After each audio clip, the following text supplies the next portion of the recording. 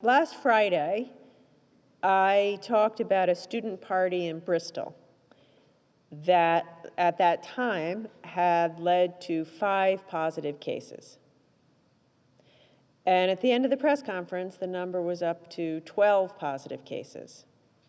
Now we're up to 21 positive cases from this one teenage party, house party, and 350 people are in quarantine. 4 school districts and multiple sports teams have all been impacted by this. Their lives upended.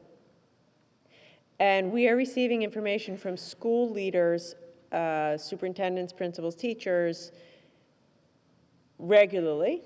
And that information that we're receiving is informing our thinking about how large of a fine to levy.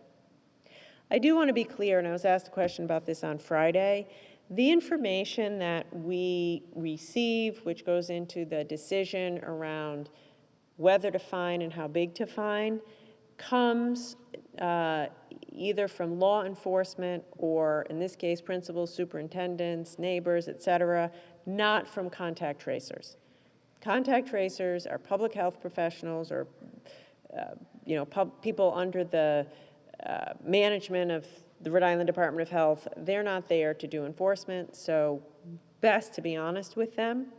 I want to give a shout out to a young student at Bryant University who, when was first called about a party that he or she attended, didn't quite tell the truth, and then later had a good conscience and called back and said, okay, by the way, this is really how many people were there. Thank you, thank you, thank you, thank you. It allowed our contact tracers to get on it and keep a lid on it, and none of that information will be used to find somebody. So I want you to cooperate with contact tracers, be honest, be open, and just help us to get a lid on the virus so it doesn't become a super spreader.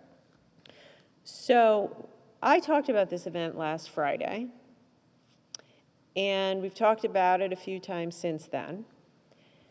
And there's been 2 responses. Some people have said, good job, we understand.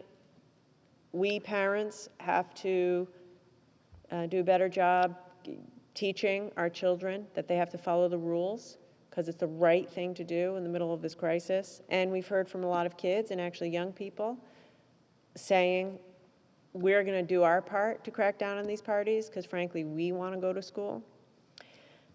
But we've also heard from a lot of people saying, yeah, I'm just going to have my party. Actually, we've heard from some kids saying, cool, that was a super spreader. I want to be part of a bigger super spreader. So let me just tell you this.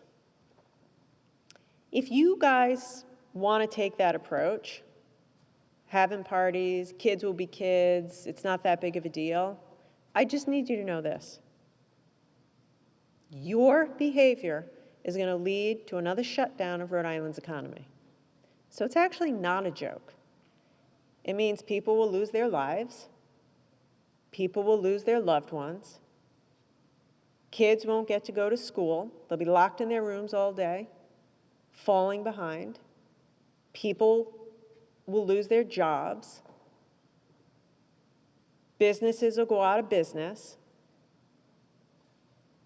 It's not a joke. Don't do it because I'm asking you to do it.